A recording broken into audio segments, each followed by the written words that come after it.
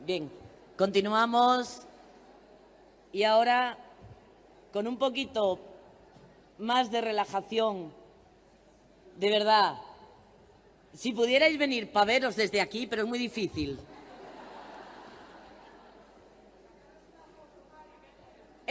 No traje ni el móvil, Emma. Esto es más que un sueño. Esto es realmente lo que llevamos haciendo tantos años. Es verdad que ya podemos tener ambición de ser presidentas de gobierno, pero no nos basta. Tenemos que serlo.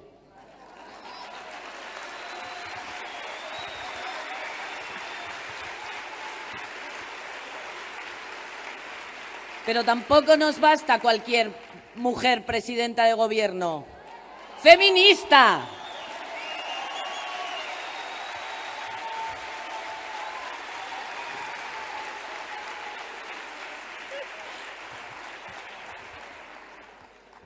Mirad, llevamos 4 meses raros.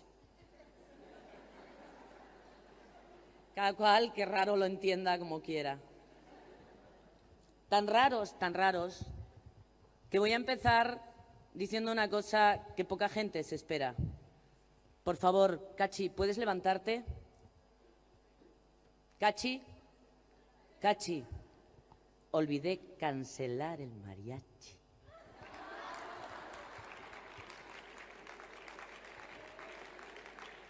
Quienes no estáis en el claustro de coeducación, que sepáis que este era un reto que se me puso en su momento.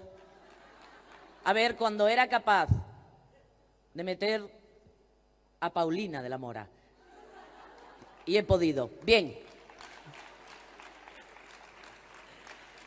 Estamos entre amigas, estamos entre amigos. Sé que vamos a tener muchos fallos. Sé que va a haber cosas que no van a funcionar como quisiéramos. Sé que esto no va a ser perfecto en su parte técnica, pero va a ser perfecto en otra parte que muchos congresos no tienen, y es en la parte emocional. Detrás de todo esto hay una persona que un día dijo, ¿cuándo nos vemos? Y detrás hay alguien que dijo, porque como soy de Asturias soy un poco babaya, que no sé si conocéis la palabra, cuando quieras, hacemos un congreso.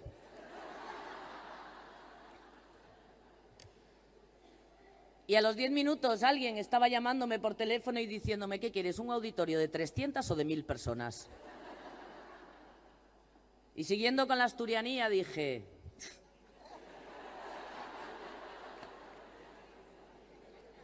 bueno, miento, primero pregunté, ¿cuánto cuesta?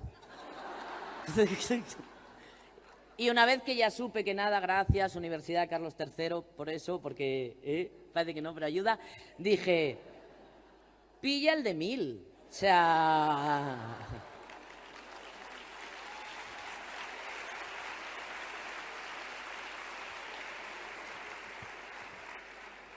Muchísimas gracias a la comunidad sorda por acudir a nuestro congreso. Gracias, de verdad. Es un honor para el resto de las personas no sordas el que estéis aquí. Muchísimas gracias. Gracias a todas.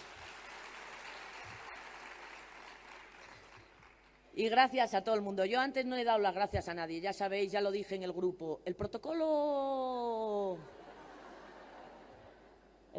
se me niega en realidad. No es que yo no quiera, pero en fin, menos mal que había más gente para cumplirlo. Vamos a comenzar ya con las ponencias de este congreso. Vamos a comenzar con un congreso en el que las ponencias por lo general van a durar entre 50 a 55 minutos. Comprenderéis que un aforo como este es muy difícil después abrir debate, pero no me preocupa, porque ya estamos juntas, ya estamos juntos. El debate va a ser continuo, el contacto va a ser continuo.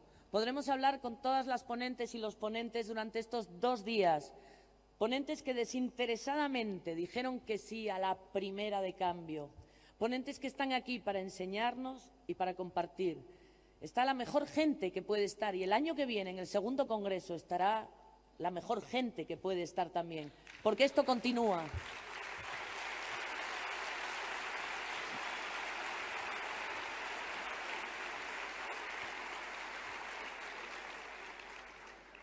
Sabéis que la primera ponencia es uno de esos lujos que pocas veces nos podemos dar en la vida.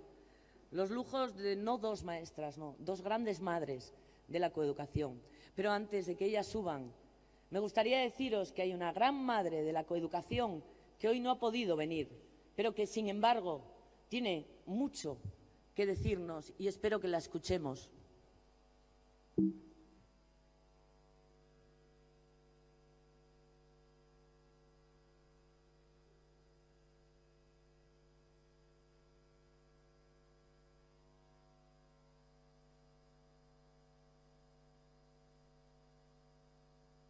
Dentro de poco, 15 o 20 años, que esto es pasado mañana, podremos realmente decir con qué sociedad y con qué alumnado nos encontramos y qué alumnado hemos ido creando y qué modelo de persona mujer hemos creado y qué modelo de persona hombre hemos creado y cómo estos hombres y mujeres en un futuro próximo van realmente a construir una sociedad distinta con nuestra colaboración.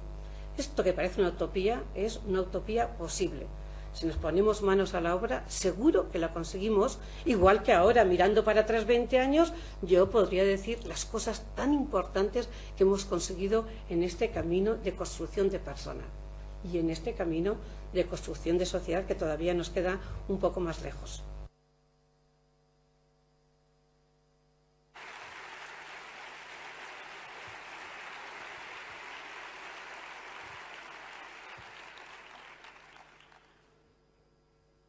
Las maestras de coeducación son mucho más que maestras. Marina, Amparo, ¿podéis subir, por favor?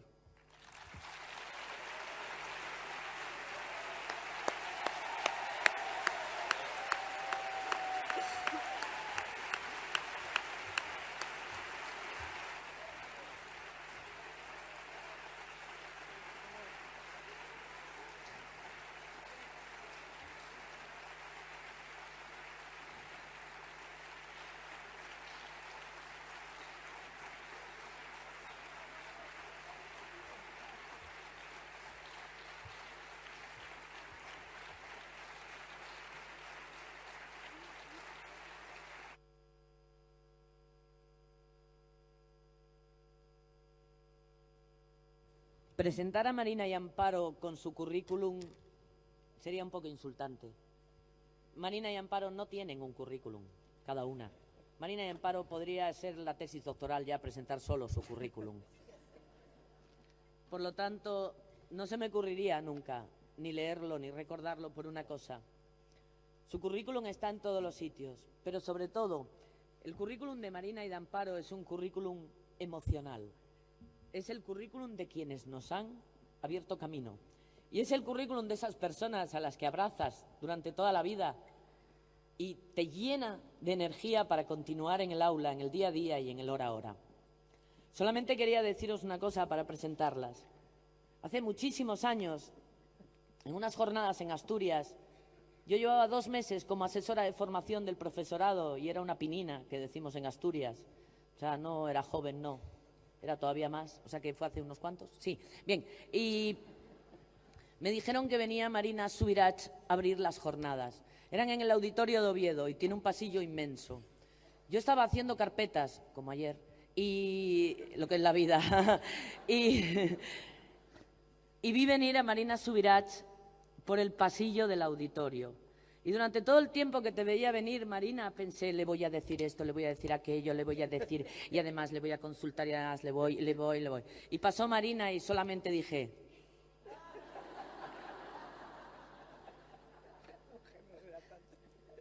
Y ya hasta luego la comida no pude decirle nada, ni hola ni nada. Sin embargo, con Amparo me pasó diferente. Nos conocimos en una charla que dio ella. Y yo en esa charla he de deciros que me enamoré, pero me enamoré perdidamente. Y cuando acabó la charla fui hacia ella sin conocerla de nada, le dije, me llamo Marian Moreno y quiero proponerte en matrimonio.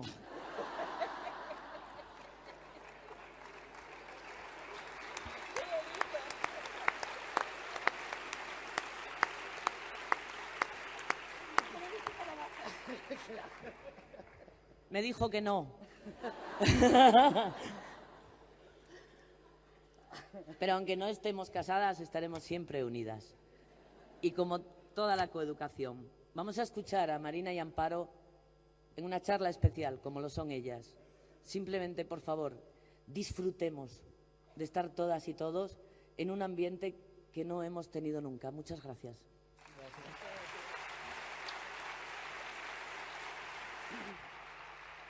Empiezo yo un poquito, si puedo leer esto, que no sé. Bien, buenos días. Amigas, amigos, compañeras, compañeros de este camino coeducativo. Para la mayoría de nosotras ha sido un lento y largo camino hasta llegar a esta mañana de dicha, de emoción, de abrazos perdidos que se quedaron en Andalucía, en Asturias, en Euskadi, en Pamplona, en todos los sitios del país, que lo hemos recuperado esta mañana. Abrazos que ya no podemos dar, como a María José, como a Carmen.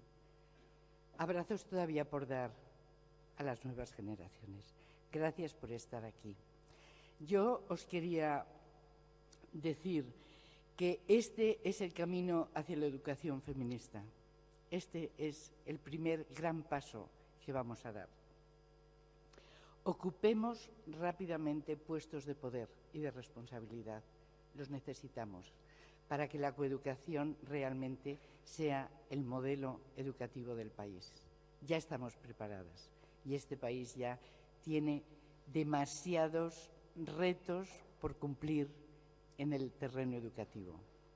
Tenemos, como decíamos, materiales, tenemos ilusión, tenemos formación, tenemos ganas y tenemos necesidad vital.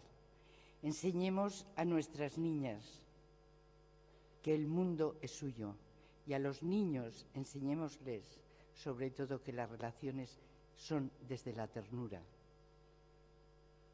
Rompamos los moldes de género de una vez por todas. Rompamos y soñemos en grande. La coeducación es soñar en grande, soñar como mujeres y hombres del futuro. Y yo os dejo ahora con Marina, que vamos a hacer un pequeño recorrido sobre cómo ha sido la coeducación desde hace 40 años. Gracias.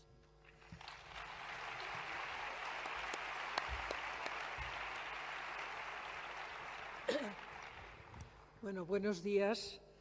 Muy rápido, también muchísimas gracias a las organizadoras. Para nosotras, para mí, esto es realmente algo que no podía ni soñar, porque efectivamente empecé hace 40 años y han sido 40 años no de desierto, porque ha habido muchas acompañantes, pero sí de muy difícil progreso. De modo que ver hoy aquí que estáis tantas personas, que sois personas interesadas por la coeducación, que la estáis trabajando, que la estáis pensando, que la estáis poniendo en marcha, pues es como realmente haber llegado a alguna parte por fin.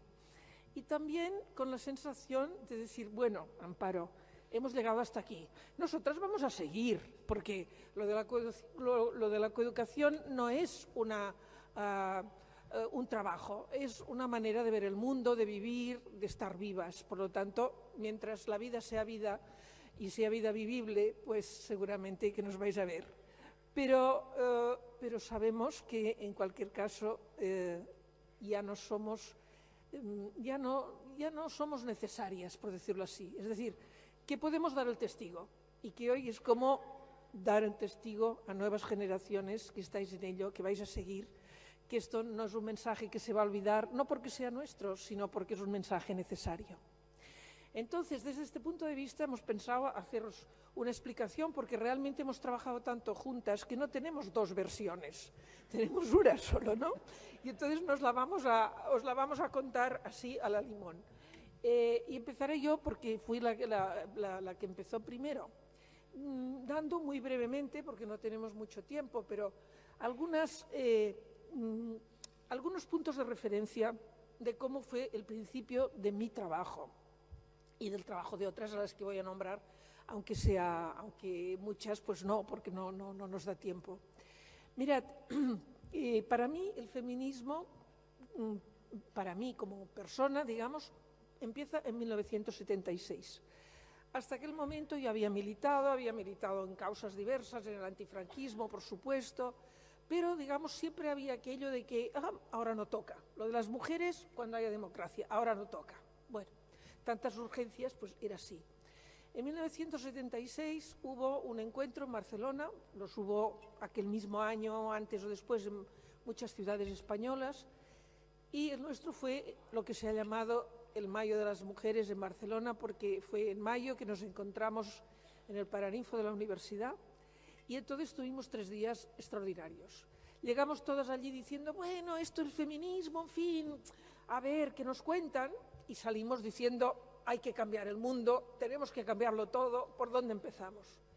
Entonces, muchas pensamos, ¿por dónde empezamos? Y yo era profesora de sociología, había trabajado en sociología de la educación, y pensé, bueno, pues voy a tomar la parcela que conozco un poco, que es la educación, y ver qué ha pasado con las mujeres. ¿Por qué en aquel momento todavía la tasa de analfabetismo femenino en España era altísima?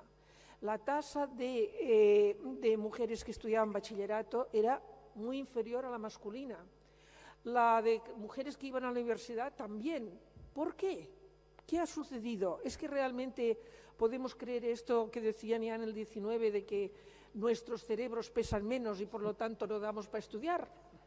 Eso fue una cosa muy sabia que dijeron en el siglo XIX para tenernos fuera de las universidades todo lo que fuera posible, ¿verdad?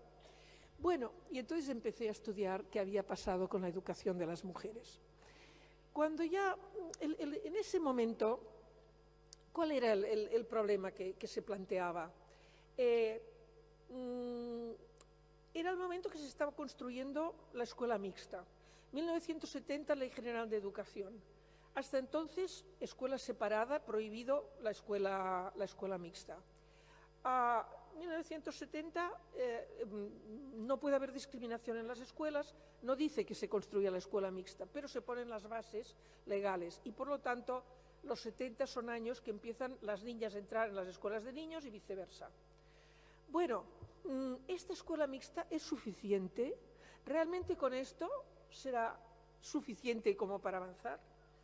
Entonces, esta era la pregunta.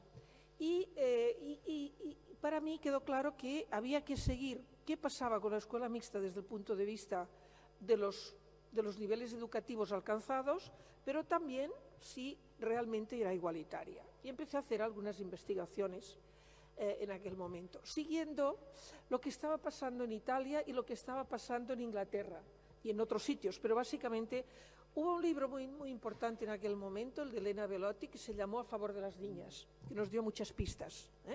Y también en Inglaterra había muchas mujeres que estaban investigando qué pasaba con la educación de las mujeres. Y cuando empecé a escribir algún artículo, hablé de coeducación. Y aquí os cuento una cosa anecdótica, pero que yo creo que tiene su interés.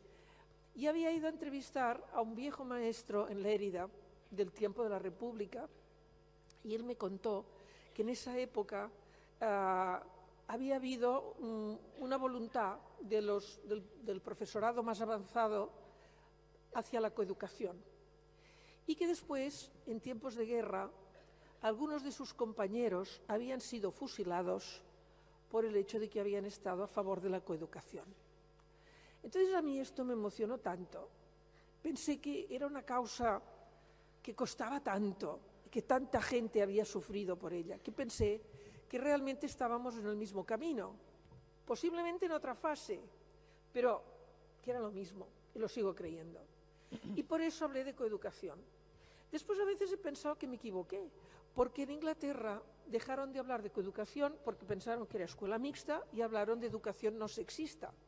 Y entonces a veces se ha hecho un lío con esto, Pero a mí me parece que la idea de coeducación sigue siendo muy bonita y que en realidad pues, es la que en España hemos adoptado y en América Latina y que esto ha merecido la pena. Bien, solo un poco más de esta época. Hacia 1980 empecé a encontrarme con maestras que estaban trabajando en diferentes escuelas y en diferentes sitios en España. Recuerdo algunas, no todas. Uno de los colectivos que empezaron era el MECEP. El MECEP era el Movimiento de Cooperativa por la Escuela Popular. Entonces, uno de los primeros grupos que me invitó, porque ya mis artículos empezaron a correr, fue el grupo del MECEP de Granada, de maestras que estaban trabajando por la coeducación, especialmente con Emilia Barrios, que es una gran amiga, con la que aún ayer estuvimos recordando fechas y lugares y personas, y que ha seguido. Y luego también el colectivo del MECEP en Madrid, a favor de las niñas, donde estaba Ana Mañero, donde estaba Pilar Careaga, donde estaba Begoña Salas, con las que conecté enseguida porque también ya estaban trabajando. Es decir, realmente la coeducación surge en esa etapa de nuestra historia de algunas escuelas y algunos colectivos de maestras avanzados que quieren cambiar las cosas. Este fue, digamos, el comienzo, y esta ha sido durante muchos años la base de la coeducación. Solo añado algunas otras personas, las historiadoras. En esa época hubo mujeres historiadoras que empezaron a estudiar qué había pasado en España con la educación de las mujeres, porque, como sabéis, el franquismo borró nuestra historia, borró nuestra memoria colectiva, lo borró todo, y no sabíamos nada. Y entonces, pues, mujeres como Mary Nash, como Pilar Ballarín, el grupo de Granada siempre fue importante, estaba también Cándida Martínez, que después fue consejera de Educación en Andalucía y que desde mi punto de vista es la que ha llevado más lejos institucionalmente el programa de coeducación. Y el día que ella dejó la consejería se notó, porque realmente aquel programa era muy potente y luego fue decayendo. Bien, estos fueron los primeros años, luego ya pues escribí con una compañera, hicimos la investigación del rosa y azul para saber qué pasaba en las aulas y dónde estaba la discriminación real. En ese tiempo las mujeres ya eran mayoría en los institutos y en los 80 fueron mayoría en las universidades. Por lo tanto, la batalla de los niveles educativos se ganó muy pronto. ¿Era suficiente?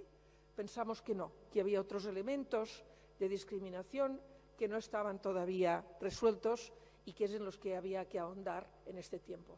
Y entonces me encontré Amparo y con ella empezamos otra etapa. A ver, cuando yo conocí a Marina, nos encontramos en el primer Congreso de Sociología de la Educación, que fue en el Escorial, como en el 87, 88. Y yo había estado en Inglaterra, hice allí Sociología de la Educación y ya me había encontrado con mujeres, Diana Leonard, que fue profesora mía, donde ya habíamos estudiado las discriminaciones dentro del sistema educativo y demás, con lo cual enseguida hicimos alianzas. Y yo empecé a trabajar, todavía estaba en el instituto de secundaria, como profesora de inglés, y empecé a trabajar con Marina en el ICE de la Autónoma. Y al de poco tiempo, o al de 3 o 4 años, ella marchó a Madrid cuando teníamos ya diseñado lo que era la metodología de cambio educativo, porque ahí ya vimos que realmente podría ser lo que es hoy, un modelo total y absolutamente diferente a la escuela mixta. O sea, era el siguiente paso. Y tuvimos la suerte, y además están aquí compañeras, de ir a Tomelloso, están Carmen y María Luisa aquí, escuelas de Tomelloso, escuelas de Valladolid, escuelas de León y escuelas de Madrid, donde experimentamos la metodología. Pero ya teníamos montado el grupo y tenía 3 grandes patas.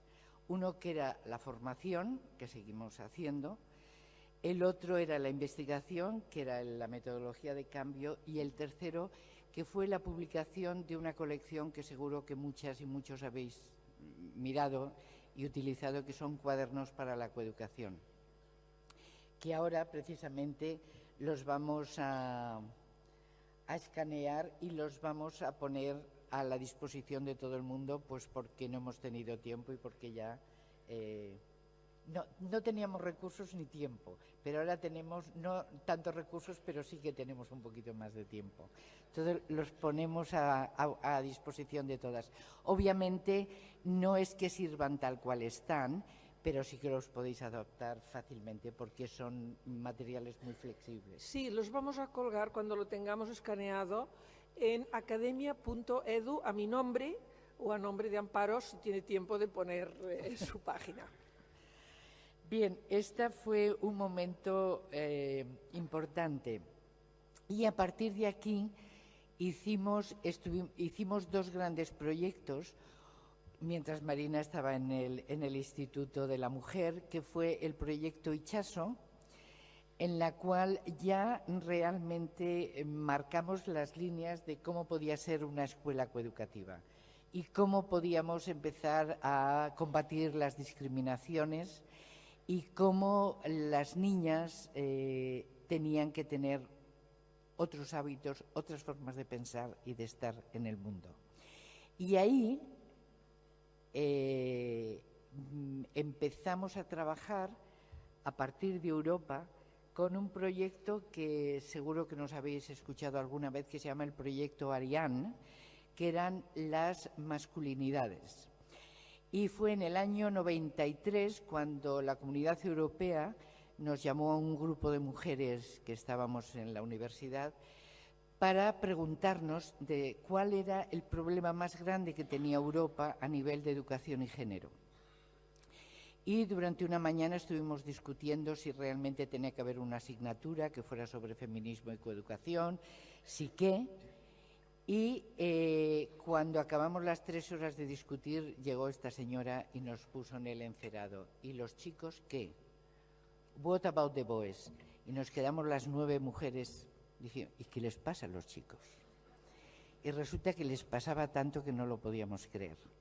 Nos trajo estadísticas de muerte, de deserciones, de suicidios por la parte física, el cómo corrían riesgos innecesarios, y nos dijo, tenéis que empezar a estudiar realmente, tenéis que empezar a pensar en un proyecto para estudiar las discriminaciones que el sistema comete con los chicos.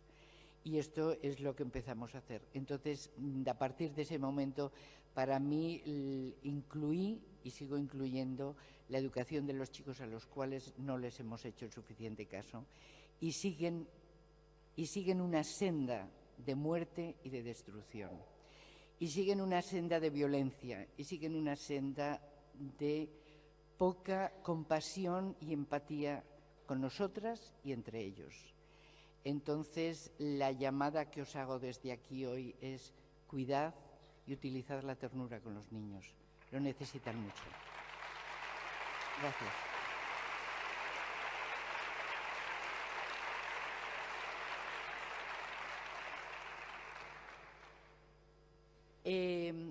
Y posteriormente ya fuimos a Latinoamérica y Marina más que yo, pero bueno, yo acabo de venir ahora mismo de Colombia, de hacer formación en escuelas excluidas donde la violencia, la pederastia, la prostitución infantil, la violencia callejera eran el día a día. Entonces, la coeducación era la respuesta de la mayoría de los problemas.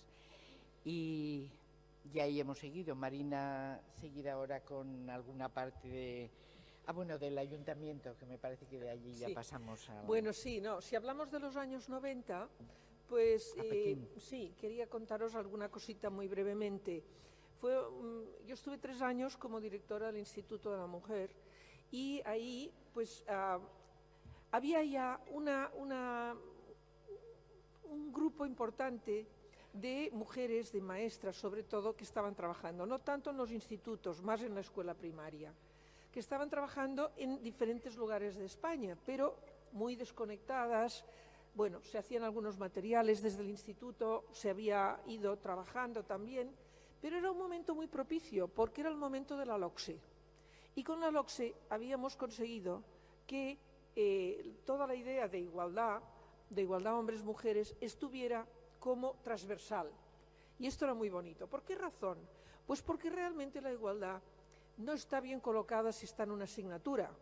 La igualdad es algo que hay que aprender, que hay que vivir, que es de relación, que claro que está muy bien saber la historia de lo que ha pasado y qué pasó en el pasado y quiénes fueron las mujeres que pelearon por nosotras. Todo esto es necesario, pero lo fundamental es cómo cambiamos las relaciones entre hombres y mujeres, cómo empoderamos a las niñas, cómo hacemos que efectivamente devolvemos la capacidad de ternura a los niños. Esto es lo importante. Y esto no cabe en una asignatura. Y entonces en la LOCSE se había propuesto como transversal. Por lo tanto, era un momento estupendo para que esto pudiera avanzar. Sin embargo, tuvimos algunos problemas. Y entonces Ana Mañero estaba en el instituto y yo lo que le pedía es que creáramos una red de fuera de las instituciones, porque era un tiempo, algunos y algunas quizá os acordaréis de aquello de váyase señor González, que ahora vemos en otra versión, ¿verdad? Y por lo tanto se veía el futuro un poco negro, ¿eh? Y entonces dijimos, pues creemos una red, yo decía, creemos una red que no dependa de lo institucional y que pueda seguir cuando lo institucional se nos hunda. Pero ahí hubo algo, y esto me quiero referir un momento, que fue una división dentro del feminismo y una división dentro también de las maneras de entender la coeducación, que fue todo el tema feminismo de la igualdad, feminismo de la diferencia. No voy a entrar en ello, por supuesto. Para mí era una disyuntiva absurda, completamente fuera de lugar, ¿eh? Pero en cuanto hacemos capillitas las cosas se complican. Por lo tanto, lo que os pido, que nunca os dividáis, nunca.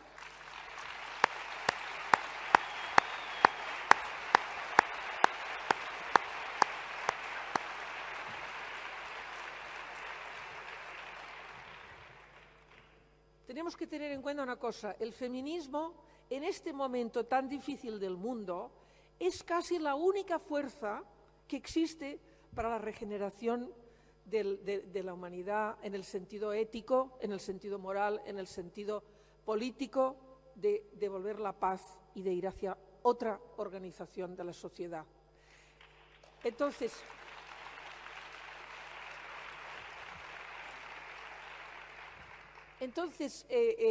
la fuerza que representamos, que representamos junto con otras mujeres y cada vez más hombres, es tan importante, tan necesaria para la humanidad, que no podemos permitirnos luchas internas que nos paralicen. Evidentemente que habrá diferencias de criterio, evidentemente que, pues claro, solo faltaría, ¿no? Si no sería una doctrina absolutamente insufrible y que además no podría cambiar ni progresar. Pero no nos dividamos y nos enfrentemos. Si lo hacemos, paralizamos nuestra acción. Esto realmente es algo que he aprendido a lo largo de estos años y que me parece importante que tengáis en cuenta. Entonces, esto yo creo que está en la base de por qué no ha habido congresos de coeducación durante tantos años, ¿eh? Porque ahí ya pues chocamos, o sea, Ana Mañero no vio lo que yo le estaba pidiendo, ella era la encargada. Hubo toda una serie de cosas que nos fueron alejando, que nos fueron distanciando y que, en cierto modo, paralizaron las acciones que hubieran sido posibles. Solo una referencia muy breve a otro tema que muchas de vosotras quizás no recordaréis, otras sí. Yo estuve en la conferencia de Beijing y estuve en el meollo de la conferencia porque en ese momento España tenía la representación de la Unión Europea y por lo tanto fuimos las españolas las que tuvimos que llevar la voz cantante de lo que representaba la posición de la Unión Europea. ¿Sabéis de qué me di cuenta? Que en el terreno educativo nosotras estábamos como planteamiento en la vanguardia, mucho más que otros países. Y de hecho lo que nos ha pasado es que se ha parado la investigación en Inglaterra después de los 80, casi se ha parado en Francia, en Italia no digamos, mirad cómo están en Italia, ¿eh? Y bueno, pues hubo algunas como por ejemplo las australianas que siguieron, pero ha habido muy poca investigación digamos, a nivel académico sobre qué está pasando con la educación de las mujeres en el mundo y de los hombres también. Y entonces España, bueno, pues seguíamos muy modestamente, casi sin recursos, pero digamos tratando de avanzar para entender cómo los géneros se transmiten, cómo se transmiten en la escuela, qué problemas representa esta transmisión, en qué puntos se transmiten, a través de qué gestos, de qué palabras, de qué expresiones, de qué textos, de qué juegos. Y esto realmente, pues yo creo que ha mantenido la tensión y ha permitido que sigamos adelante. De modo que a nivel mundial tenemos una cierta responsabilidad de seguir aportando. Evidentemente los problemas pueden ser muy distintos. Hay países donde las niñas ni siquiera van a la escuela o tienen prohibido ir a la universidad, ¿verdad? Por lo tanto, tienen problemas mucho más urgentes que los nuestros, mucho más acuciantes. Pero los nuestros están ahí para seguir iluminando qué pasa cuando estas etapas ya se culminan y se puede llegar a otros aspectos. Bueno, estos fueron los 90. Desde el instituto no pude hacer por la coeducación lo que yo hubiera deseado. Un buen día me di cuenta que ni siquiera el Ministerio de Educación, que estaba promoviendo que la igualdad fuera transversal, sabía lo que quería decir una transversal, ni cómo trabajarlo, ¿verdad? Y bueno, y entonces pues en el 96 pues cambió todo porque ganó otro partido y entonces gran parte de lo que habíamos hecho pues quedó paralizado y quedó otra vez en manos de la sociedad civil, de las maestras, de quienes quisieran seguir. En esto ha habido un retroceso importante, que es el siguiente: las escuelas de magisterio. Esta sigue siendo una gran asignatura pendiente. En aquel momento, hasta los 90, la coeducación quedaba en manos de algún profesorado que quería, pero nos reuníamos, lo hablábamos, iba progresando. Luego quedó paralizado. De modo que hoy seguimos formando al profesorado con absoluta ignorancia de lo que es la coeducación. Ahora a veces son las estudiantes las que nos llaman y nos organizan conferencias porque han oído algo y quieren saber, las estudiantes de magisterio, porque desde las escuelas de magisterio, y puede haber excepciones que yo no conozco, pero desde las escuelas de magisterio esto no se ha hecho. Bueno, y llegamos a los 2000. Venga, ahora te toca a ti.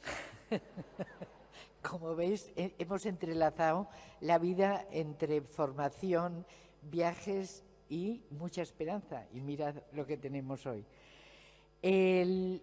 Marina volvió a la institución, en este caso al Ayuntamiento de Barcelona, como concejala de Educación, y obviamente me dijo: Amparo, a trabajar al Instituto de Educación del Ayuntamiento. Y entonces lo que hicimos fue trasladar a las escuelas de Barcelona, creo que trabajamos en unas 120 escuelas de primaria y alguna de secundaria, ayudadas por Nuria Solsona, que está aquí con nosotras también. Y llevamos a cabo lo que Marina propuso, que yo en un principio me parecía mejor llamarlo Educación para la Ciudadanía, y lo llamamos Educación en Valores. Con una razón muy sencilla, que además me dijo: sí, los valores se los ha apropiado la derecha y la Iglesia y no lo podemos permitir. Cosa que dije: tienes toda la razón, a por la educación en valores. Con lo cual lo que hicimos fue tramar, brevemente os lo cuento, lo que eran los valores más universales, que eran la educación en el respeto, en la responsabilidad, en la autonomía, en la confianza, en el cuidado sobre todo y en el conocimiento. Y tramarlo dentro de las tres grandes patas de los movimientos sociales a nivel global que estaban en aquellos momentos, que era el darnos cuenta que la tierra era limitada, con lo cual todo lo que tenía que ver con el cuidado de la tierra, del medio ambiente, el gran movimiento de las grandes migraciones en el que estamos en estos momentos, en un momento álgido. El otro día en Asturias, que estuve con Begoña y con Teresa, y hablaba de que una compañera nuestra de la Universidad de Cambridge está haciendo investigación. Hay 320 millones de niñas y de niños en estos momentos en campos de refugiados en el mundo. Sin ciudadanía, sin educación, pero lo que está dando las migraciones son más violencia, más pobreza, y no hay organización posible a nivel institucional que pueda hacerse cargo de semejante cantidad de personas que están en un no mundo, en espacios donde solo hay restricciones y violencia y falta de comida. Bueno, pues hicimos emigración, medio ambiente y obviamente relaciones de género. Y lo hicimos en 3 espacios, que era la escuela, la familia y la ciudad. Entonces combinamos, este era lo que era el proyecto de educación en valores, y yo en la mitad caí enferma de un cáncer, y entonces a trancas y barrancas pude seguir, aquí sigo como bien veis, la esperanza. Gracias. Gracias. La esperanza de una nueva vida y de seguir, yo creo que me ayudó mucho, siempre lo dije, que para mí fue el reactivo más importante. Y luego ya, pues bueno, como bien sabéis, nos vamos jubilando, pero simplemente seguimos con la misma fuerza y la misma esperanza. Quiero también dar las gracias al esfuerzo que está haciendo el Gobierno navarro por implementar Escolae.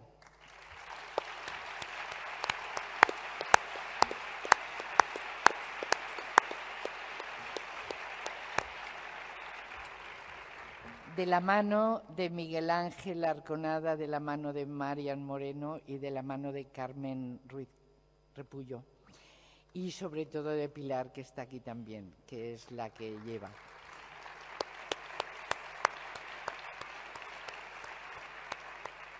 La obligatoriedad del Gobierno,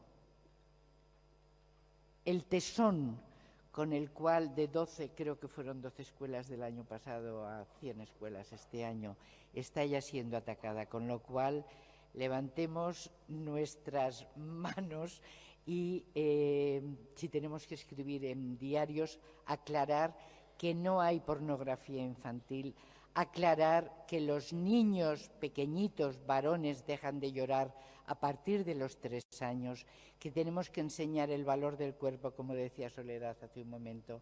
Todo esto lo tenemos que hacer en las escuelas. Estoy emocionada. Quiero dar las gracias a las 2 grandes organizadoras. Quiero daros las gracias a todas y yo ya le dejo la despedida a Marina. Os quiero mucho y confío que vamos a seguir adelante. Gracias.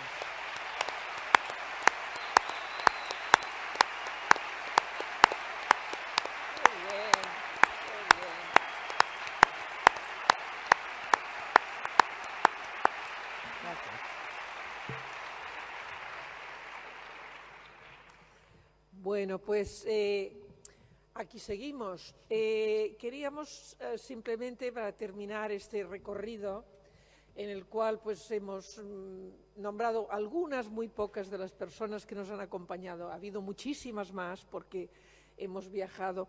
A veces hemos comentado, nos sentimos como Santa Teresa, solo que ella por lo menos fundaba conventos y aquello quedaba para un rato, mientras que nosotras no sabemos si hemos fundado algo. Parece que sí, puesto que estáis aquí, ¿no?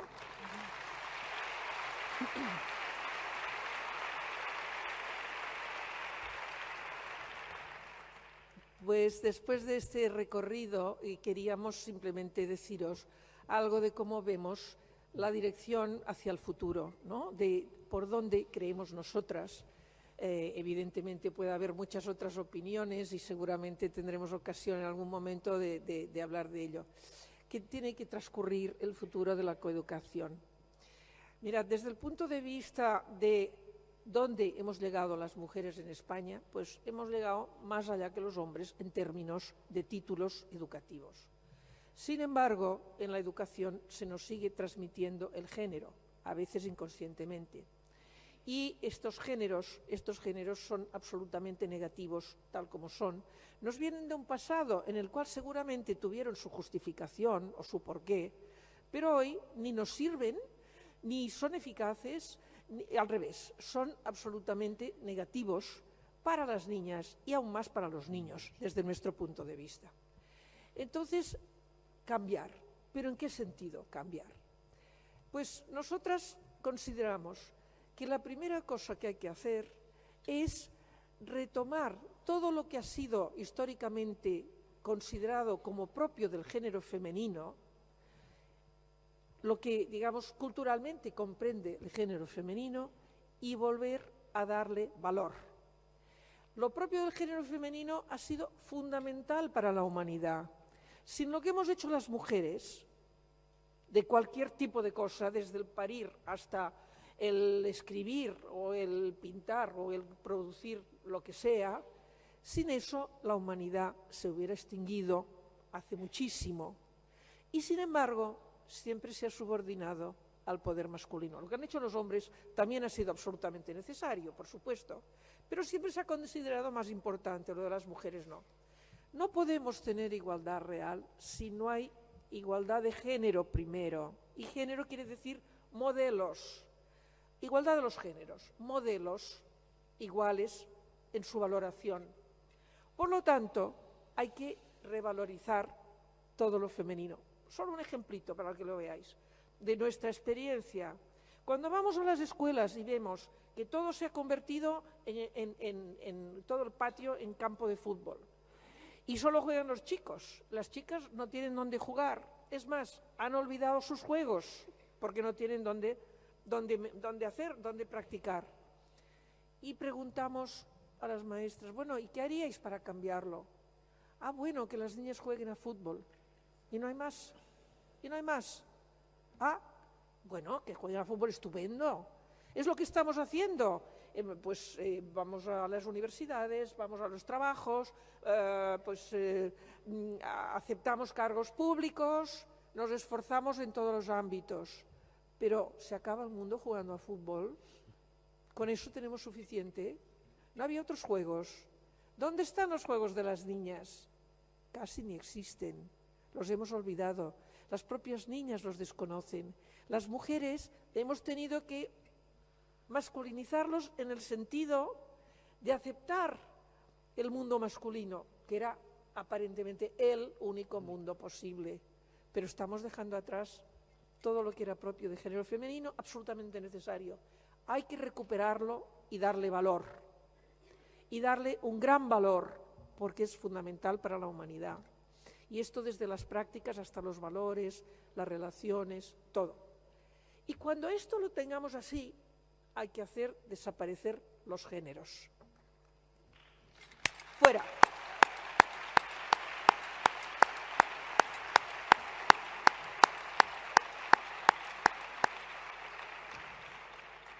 Es decir, no los sexos, seguirán naciendo hombres y naciendo mujeres, pero que cada hombre y cada mujer pueda vivir como quiera, hacer lo que quiera, tener los amores que quiera y que desee, y aportar a la humanidad lo que quiera y lo que pueda, y que nadie marque ni cómo hay que vestirse, ni cómo hay que pensar, ni cómo hay que actuar, ni quién tiene que mandar, nada de todo esto. Esto para mí es el futuro de la coeducación y, por lo tanto, rebajar los niveles de violencia,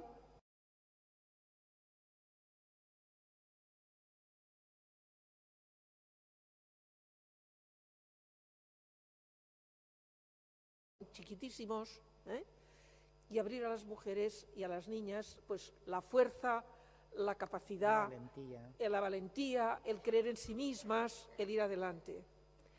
Ir a una sociedad andrógina que reúna las dos partes. Y entonces, y esto ya será mi último mensaje, sé que es muy discutible lo que os voy a decir, pero os digo, estamos observando que en lugar de ir a la desaparición de los géneros, estamos asistiendo a la multiplicación de los géneros. ¡Vaya por Dios!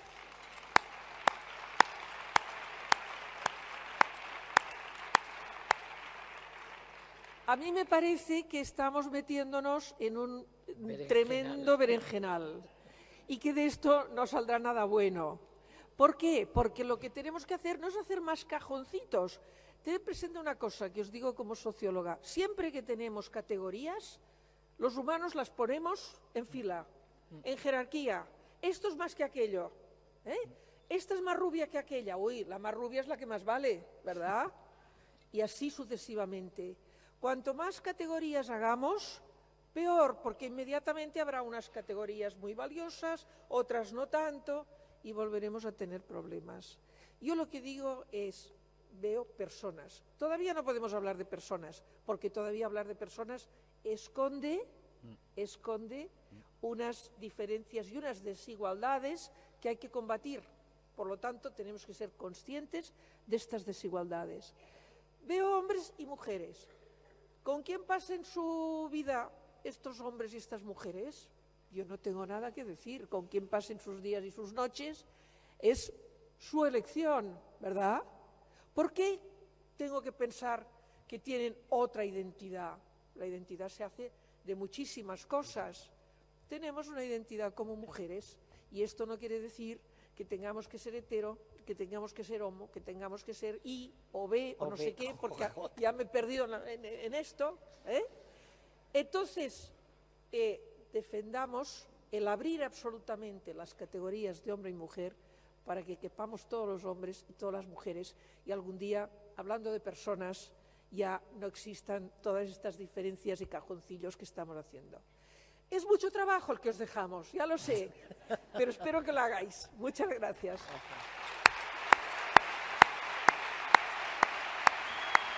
Una gracia era el doctor. Esperad.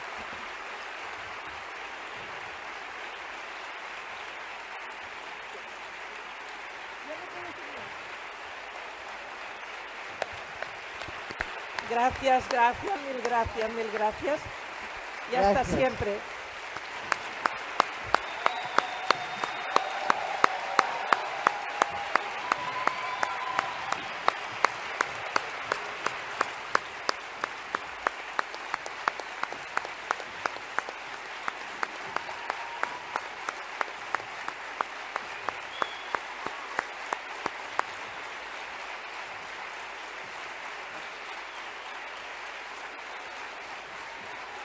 Espera un momento.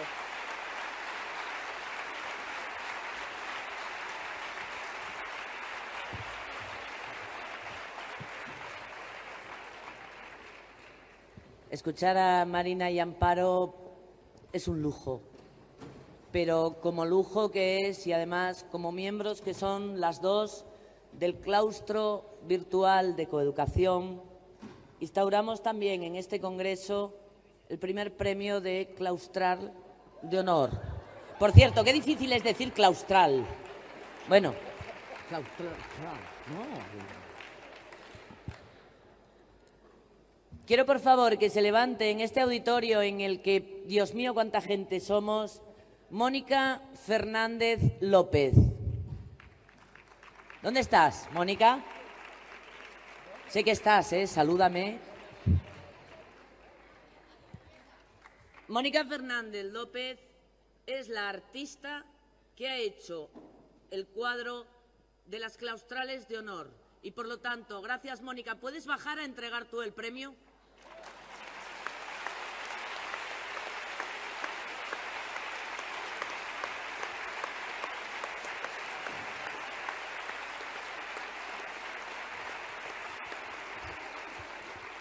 En este claustro tenemos de todo.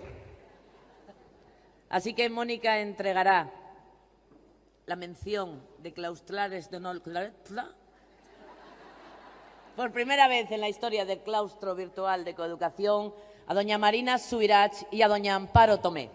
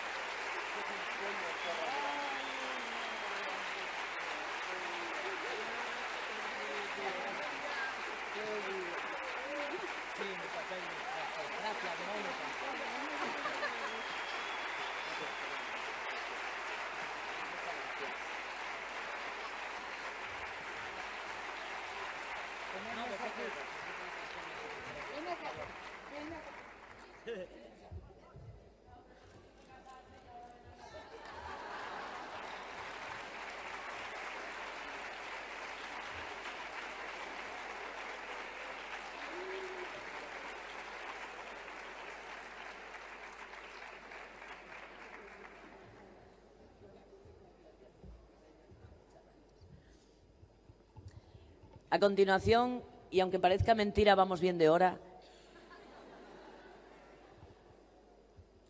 quiero comentaros un par de cosas. La primera, tenemos que pediros disculpas porque anoche no había suficientes libretas para meter en las bolsas, pero como somos así, ahora ya las hay. Entonces, por favor, quien no tenga libreta en la bolsa y quiera escribir, pues luego ya las vamos dando, o cuando sea, ¿sabes? Así, cuando se pueda. Vamos a tener ahora a Paqui explicándonos el tema de legislación y demás. Después de Paqui, si os dais cuenta, en el programa hay una hora de coloquio. Mirad, ya lo decía antes, hacer un coloquio, hacer un debate entre 1000 personas es como imposible, pero sin el cómo. Por lo tanto, os hago una propuesta, porque para eso hacemos el congreso entre toda la gente.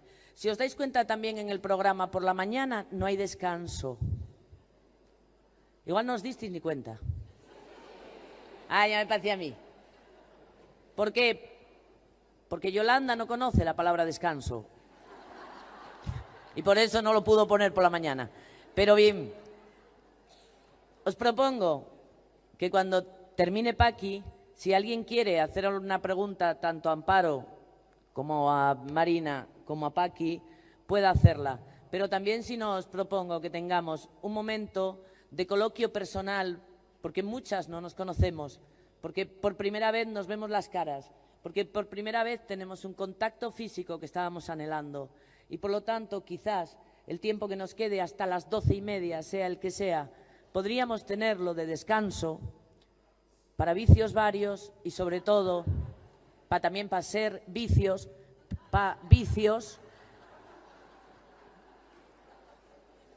y para abrazos. Porque si no, en los congresos nunca tenemos tiempo de abrazarnos. Así que ahora, y como no voy a hacer una votación, porque en Twitter me han llamado totalitarista, así que lo hago así, punto.